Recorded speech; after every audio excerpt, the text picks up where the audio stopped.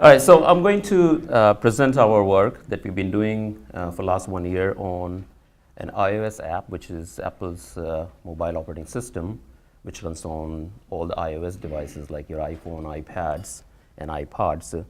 And the problem that this app tries to solve is basically given emotion, it tries to give you mechanism design concepts that can be further incorporated into machines that could be autonomous, that could be acting or could be reacting to the environment via use of sensors.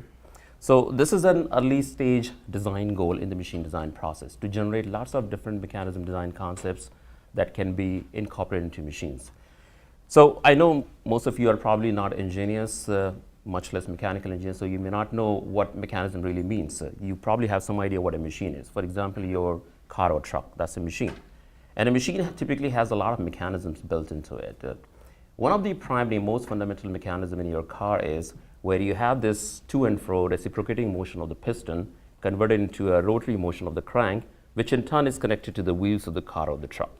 And there are a bunch of other things in between, like gearboxes and all that, but we don't worry about that. So this basic mechanism that converts a reciprocating motion into a rotary motion is known as a slider crank mechanism. And it is not the only mechanism that can basically produce this kind of motion. There are other mechanisms too.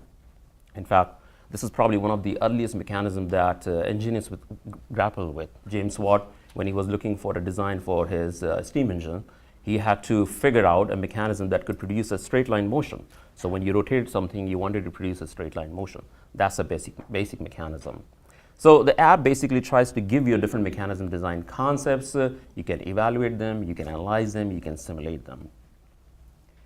Now, this work has been supported by a talent grant, which is Teaching and Learning Enhancement in New Technology, sponsored by the TLT Center. And I have much thanks for Patricia Aceves, whose name is kind of cutting off in the bottom of the screen, and Chuck Powell, who has been very supportive of this work. My co-authors on this paper, on this work, are Shinge, who is a graduate student, who was the primary developer, who did most of the programming for the app, and my co-PI, Professor Jeff Gurr from Mechanical Engineering. All right, so let's first talk about the motivation behind this work. Why are we doing this? So there are multiple levels of motivation.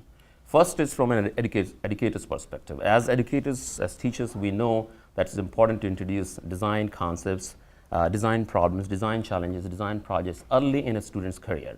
Let them work on a design problem early enough, even though they may not know all the theory and fundamentals behind solving it. Later on, when we learn the theory, they can connect the dots themselves. But it is important to give them an early exposure to the real problem, to the design problems. Let them work on a design project, understand the principles of science and engineering in a design context by working on a team-based project.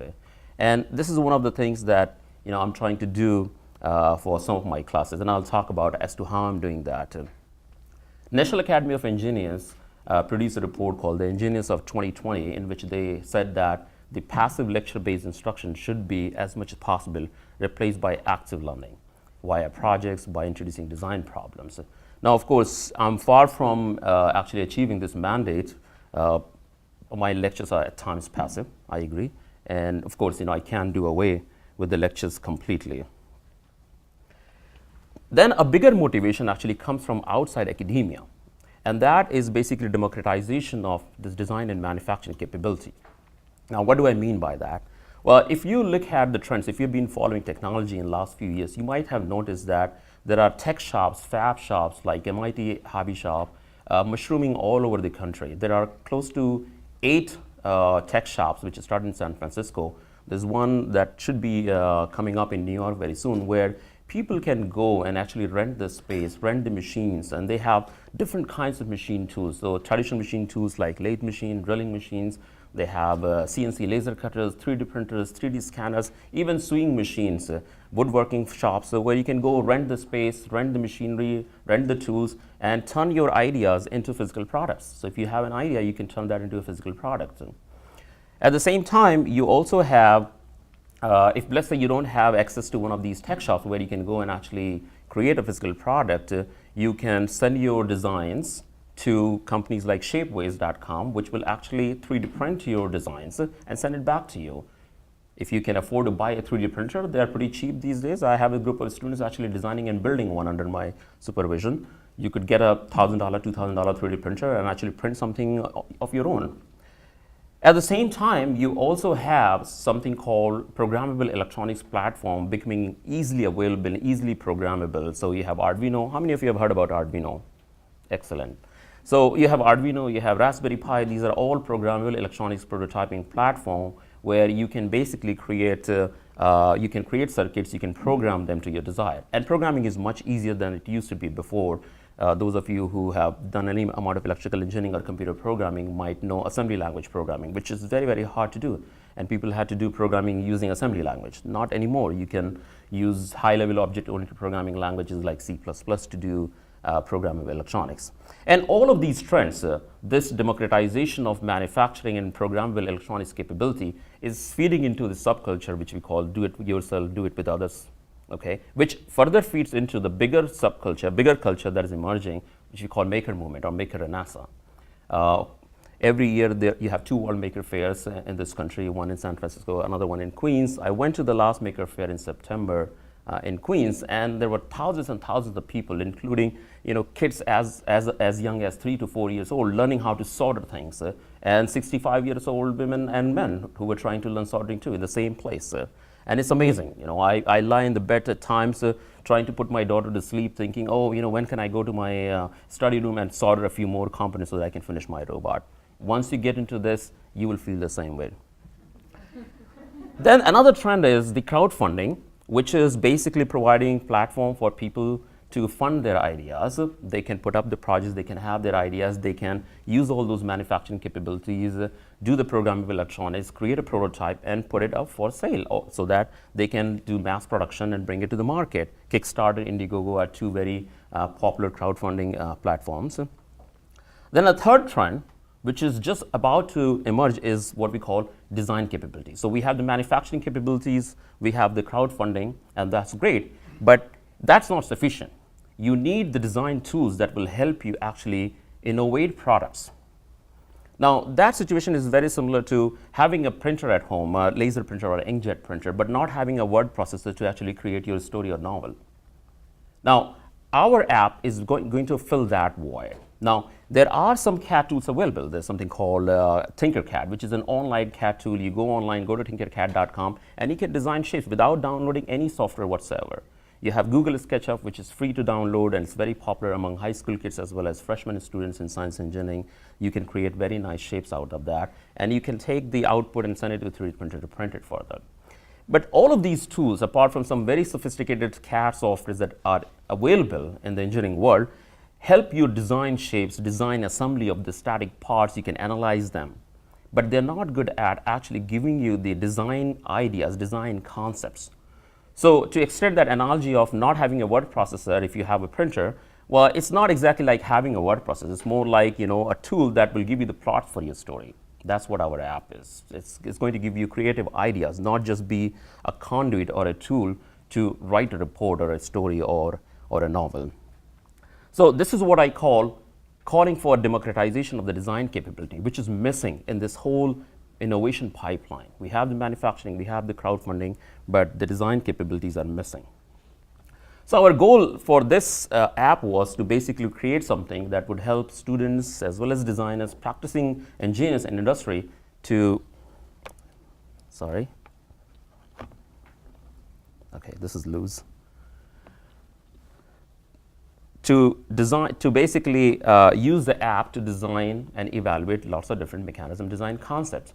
And once you have a mechanism design concept, if it suits your need, you can integrate into a machine. And that machine could be a robot, or it could be a machine used in a factory or an industry, or maybe it's something that an artist is interested in. Maybe you are trying to design and build and actually make a mechanical flower where the petals will basically open up. And we have done stuff like that too.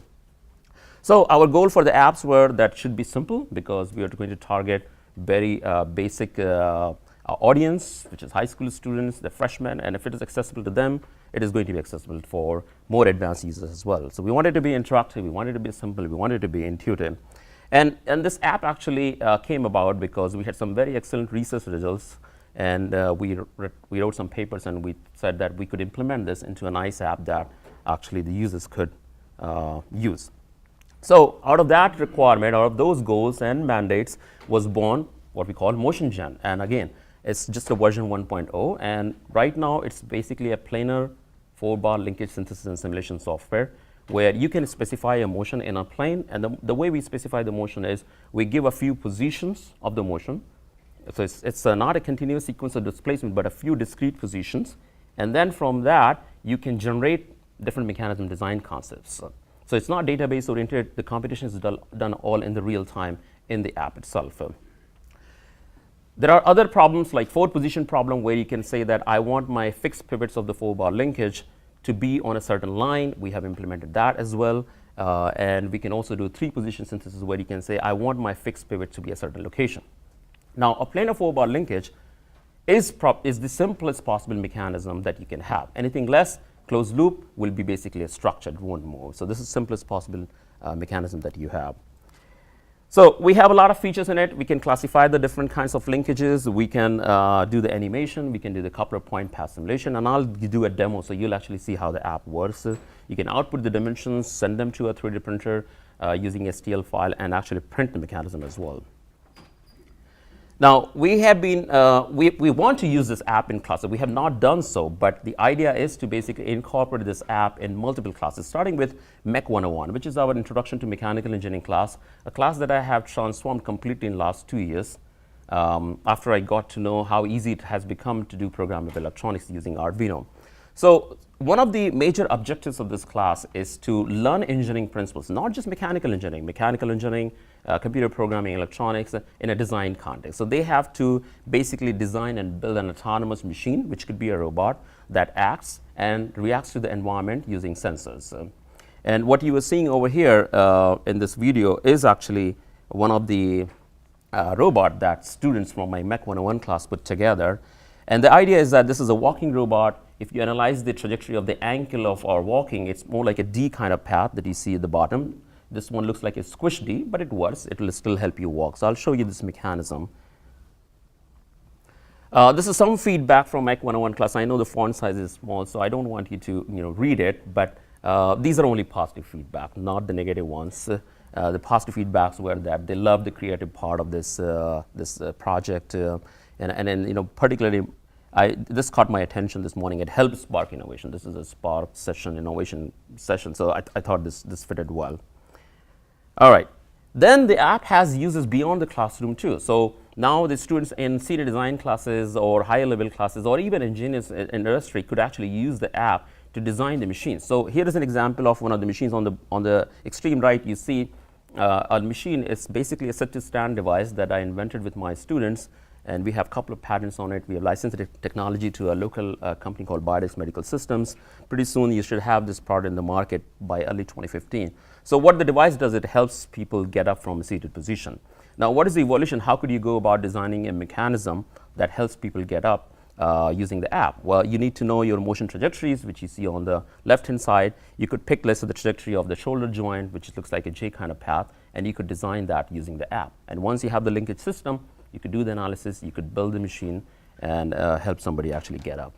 On the top left, you see the app itself showing the path. All right, so this is my second last slide. I just want to do a quick demo of the app. All right, let me delete this. So there are two modes over here. On the right-hand side, you see a bunch of icons that allow you to do the simulation. So you can interactively put the linkages together. And you will notice that it automatically snaps together if you are close enough. Specify where the fixed pivots are. You specify where the motor should be connected. You need an actuation device. You show where the coupler point is. And once you have that, you can hit the play button, and you can see what path that point is taking. And at this time, if you're not happy with this path, maybe you're looking for a certain motion trajectory and you don't have that, you could pause it, you could stop it, and you could drag any of these interactively, and that will change the path. So all of that simulation capability is built into here. The fun part over here is our synthesis, where we can actually specify positions, and I can do that by clicking anywhere I want. I want to change orientation, I can do that, pick any of these, and as soon as I start doing that, you will see that mechanisms begin to appear. And you see on the bottom left-hand side says one solution. You have one solution. You could have up to 6 solutions for the linkages. So once you have that, you can hit the play button and actually see the mechanism taking the coupler, which is the middle link, going through these 5 positions. Okay? So this is the basis for designing the mechanism. In this case, you just have one solution, but you could have more. So we do have a sort of a rolling of a dice kind of input over here, where I can just press this, the dice icon, and it will generate 5 random positions, and we can see what kind of mechanisms are generated from that. But you can see over here that the path is going through all 5 positions that we have. The other mode is where we can specify 4 positions, and I can change the orientation. I can specify a line, and I can say that I have a few solutions that will basically try to do these 4 positions. Then we also have 3 positions, but I don't have time, so I'm going to skip demonstrating that. I will be here for the next half an hour. So if you're interested in playing with the app, feel free to come to me. I'll show it to you. All right. One last slide, Nancy, and that's just my acknowledgement. All right. Okay. So I do want to thank a few people who helped me with this app, and primarily, of course, is the talent grant, because of which I was able to support a graduate student. In fact, that's what this money was used for, to support a graduate student to do the programming for the app. Patricia, I don't know if she's here. I know she was here in the morning. Chuck Powell, Department of Mechanical Engineering, which helped me buy a couple of iPads and iOS devices to test the app, and 2 PhD students. One of them has graduated. Shin actually got his master thesis working on this app. Xiangyan Li is another PhD student who worked on the theory part of the app, and he's about to graduate. Thank you.